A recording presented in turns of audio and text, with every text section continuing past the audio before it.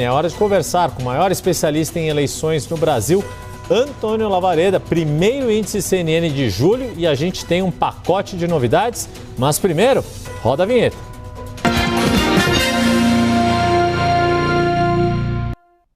Você que acompanha as participações do sociólogo e cientista político Antônio Lavareda, já na tela aqui, e já deixo aqui minha saudação a você, Lavareda.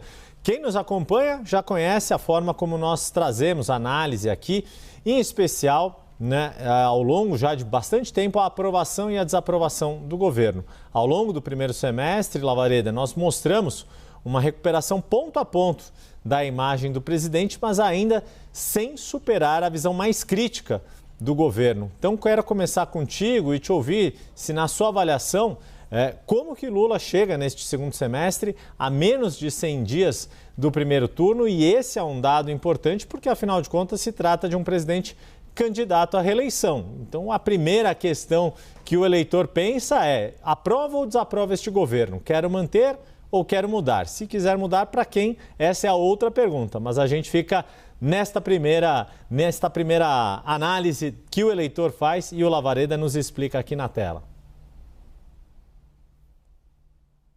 Yuri, boa tarde a você, boa tarde aos espectadores. Nós vamos ver logo mais, quando projetado, o índice CNN relativo ao mês de julho.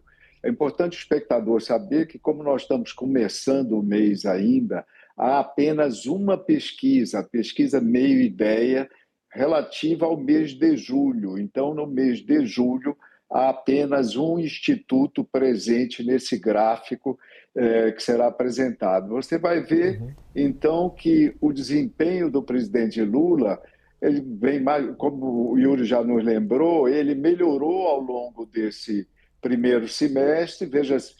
Vejam, projetado em junho, ele chegou a -1 até o final de junho, e na primeira pesquisa de julho, que é a pesquisa Meio Ideia, ele tem 49 a 47, um saldo negativo de 2 pontos, é quase um empate.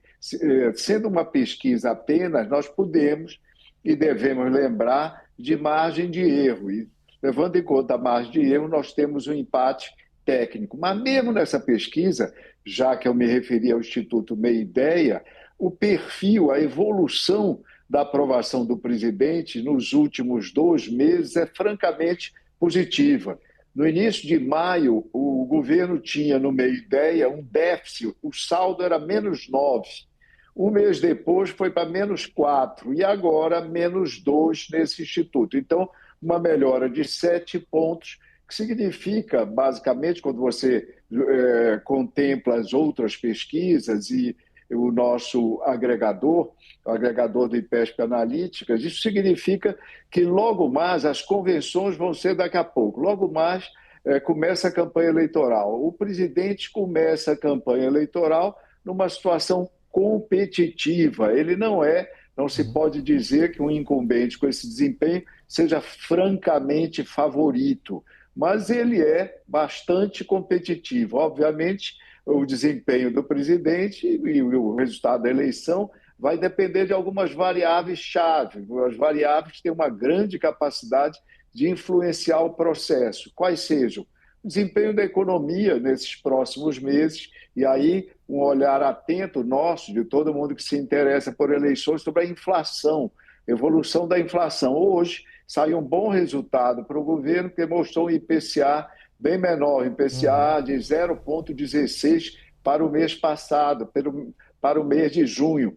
Em 12 meses, estourou o teto da meta, mas, considerado especificamente o mês de junho e o mês de maio, quando o IPCA tinha sido bem superior, foi um resultado positivo. Então, eu dizia, a economia é uma variável importante, obviamente, junto a isso, a questão da evolução do emprego e da renda, o caso Master e as consequências do caso Master, novas operações sempre vão afetar, vão ser uma variável presente acompanhando a eleição, também eventual recuperação de fatos, novas informações do INSS e, por último, nós não podemos deixar de considerar em nenhum momento o fator Trump.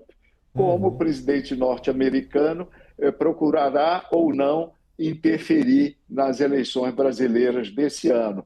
Yuri, então, do ponto de vista da aprovação, nosso índice CNN de aprovação do presidente e das implicações dessa aprovação para as eleições de 2026, essas são as variáveis mais importantes a se ter em consideração.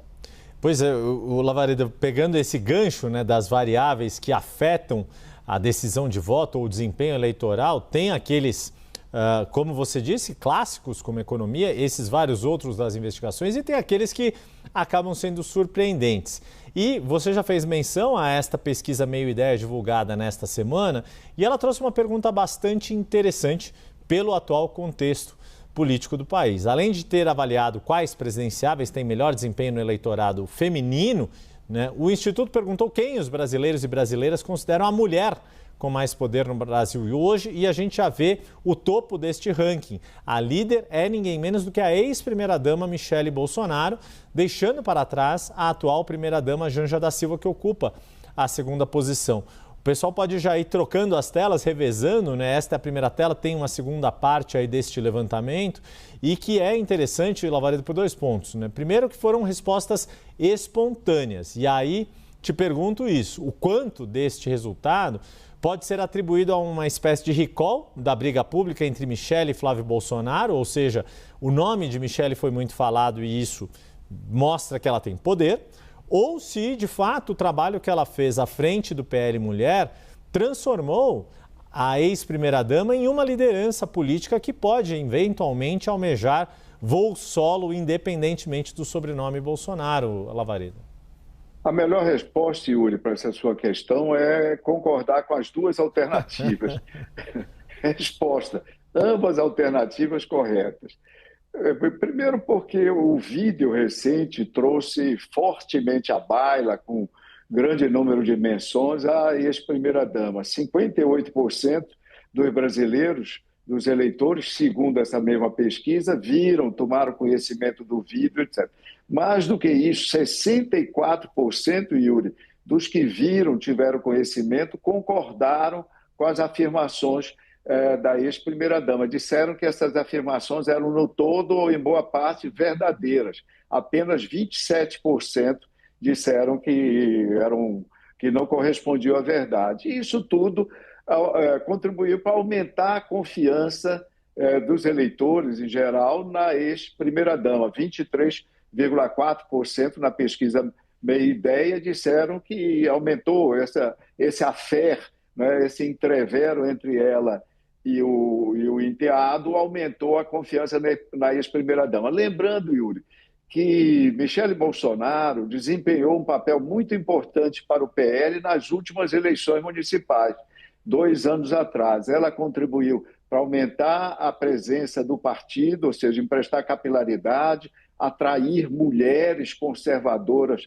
para a legenda, ela ajudou a fomentar candidaturas, participou de um sem número de atos, Brasil afora, e então deve-se reconhecer que ela se construiu, né? Ela se autoconstruiu como um personagem político relevante aí nesse campo político-ideológico da direita brasileira, Yuri.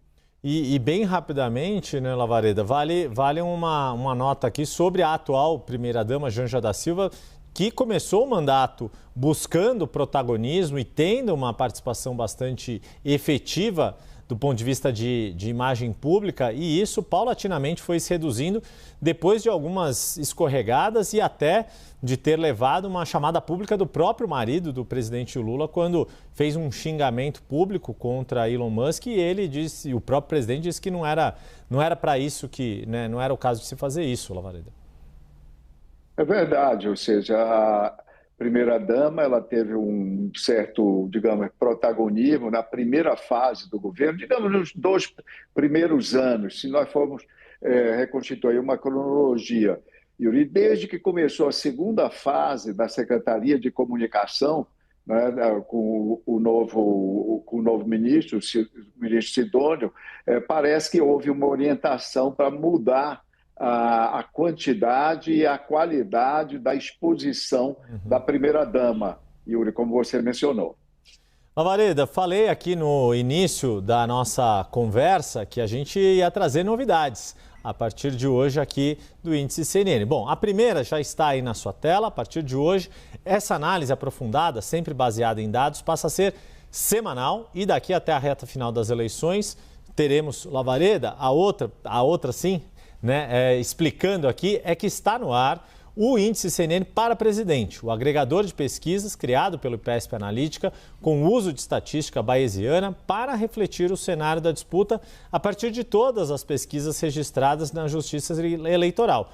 E não só deste ou daquele levantamento, porque toda pesquisa tem as suas forças e as suas fraquezas, isso é natural. Quem quiser saber todos os detalhes sobre o funcionamento desta ferramenta, pode ver, né, no site da CNN, o QR Code não apareceu ali, mas a matéria está em destaque na nossa home.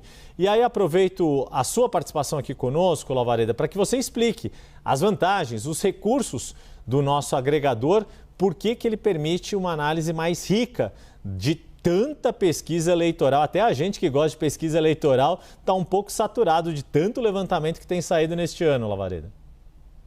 Olha só, Yuri e todos os nossos espectadores.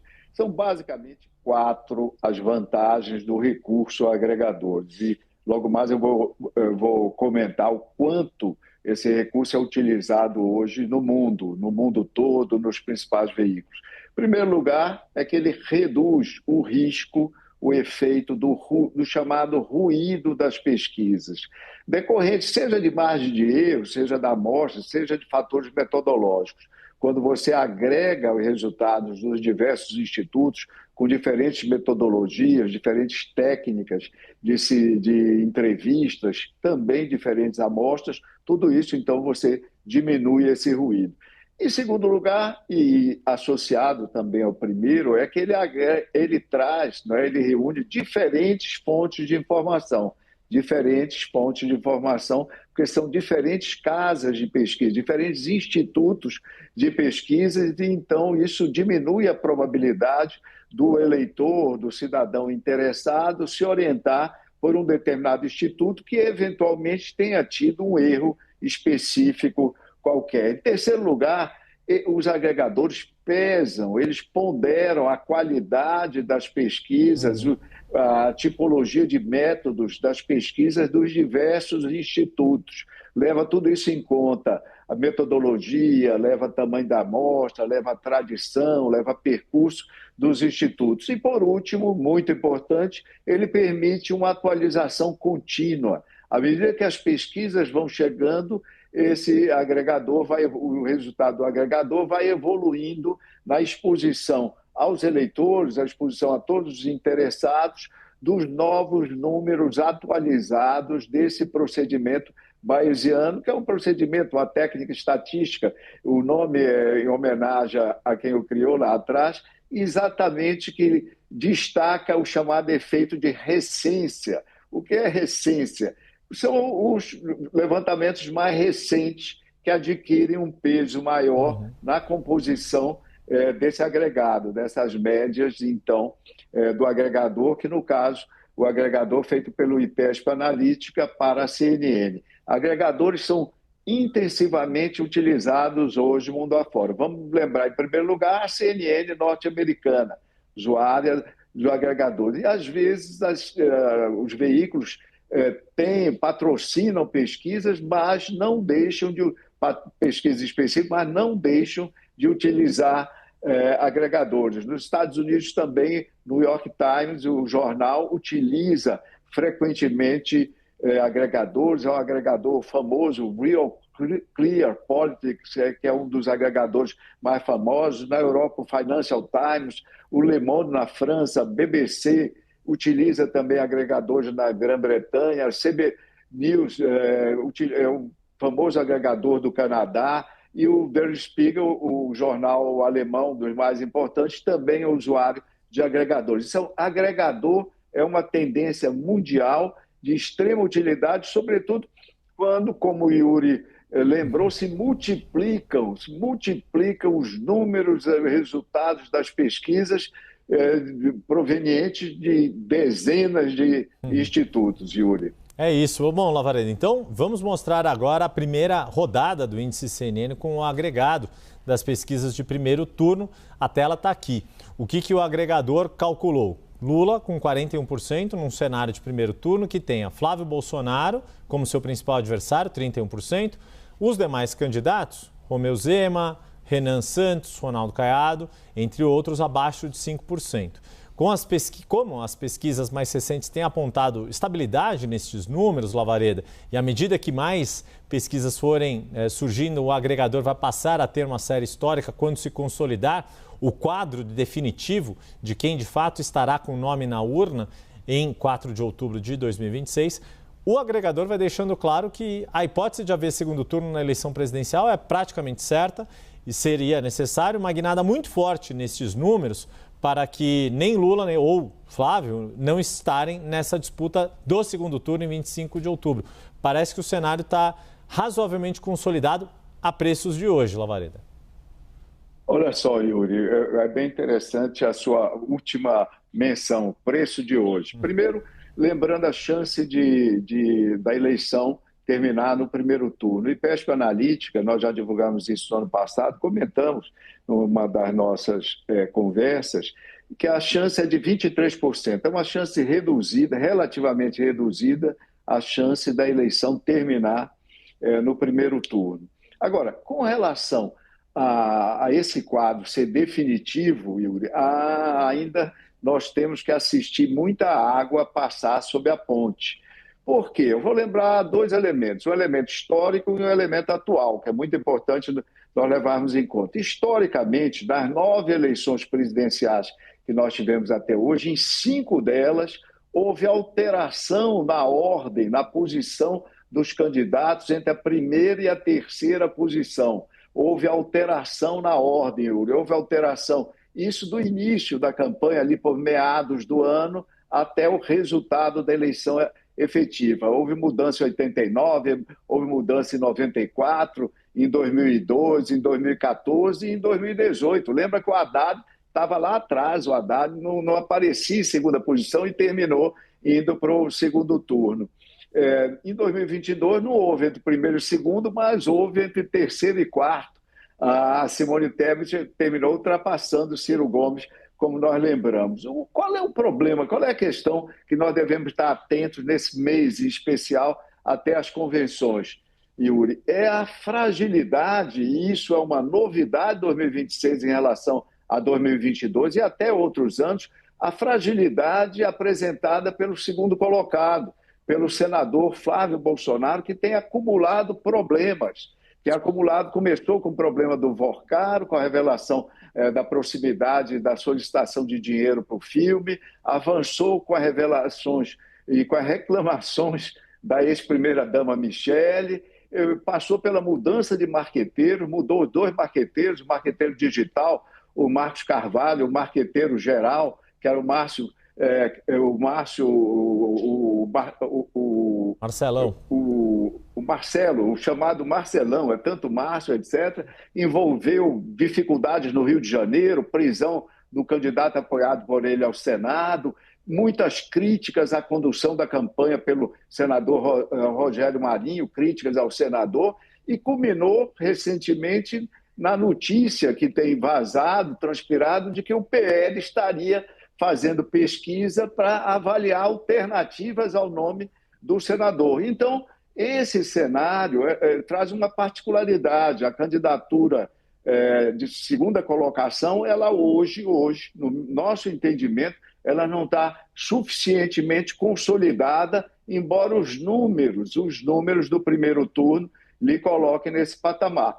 Lembrando também, Yuri, nós não trouxemos hoje o índice do segundo turno, vamos trazer em próximas conversas, em próximos quadros, mas o senador Flávio, depois de ultrapassar Lula nas projeções do segundo turno, em todas as pesquisas subsequentes, já são mais de 10, ele fica abaixo de Lula, ele passou a perder para o presidente Lula, o que também é um fator de fragilização da sua postulação. Nós precisamos estar atentos e acompanhar a evolução dos fatos. Estamos longe de ter qualquer coisa consolidada e, embora a preço de hoje, o quadro já seja esse. É isso. E a gente percebe que os próprios pré-candidatos, né, Caiado, Renan Santos, Romeu Zema, têm explorado este cenário e tentado buscar esta melhor performance para estar no segundo turno contra o que parece ser certo a candidatura de Lula, até por ser o único nome do campo da esquerda. Bom, o Índice CNN de hoje fica por aqui e eu renovo o convite para que você acesse o agregador de pesquisas no site da CNN Brasil. Lá você vai acompanhar tanto a trajetória das intenções de voto dos presidenciáveis no primeiro turno, quanto a dinâmica da aprovação e desaprovação do governo. Como o Lavareda disse, à medida que forem desenvolvendo, né, forem surgindo novas campanhas, a gente vai também agregando novas ferramentas ao nosso agregador. Eu me despeço do sociólogo e cientista político Antônio Lavareda, maior especialista em eleições no Brasil, e repito, vai estar de novo aqui na próxima semana, agora semanal, até a reta final das eleições. Lavareda, até a próxima semana. Até lá, Yuri.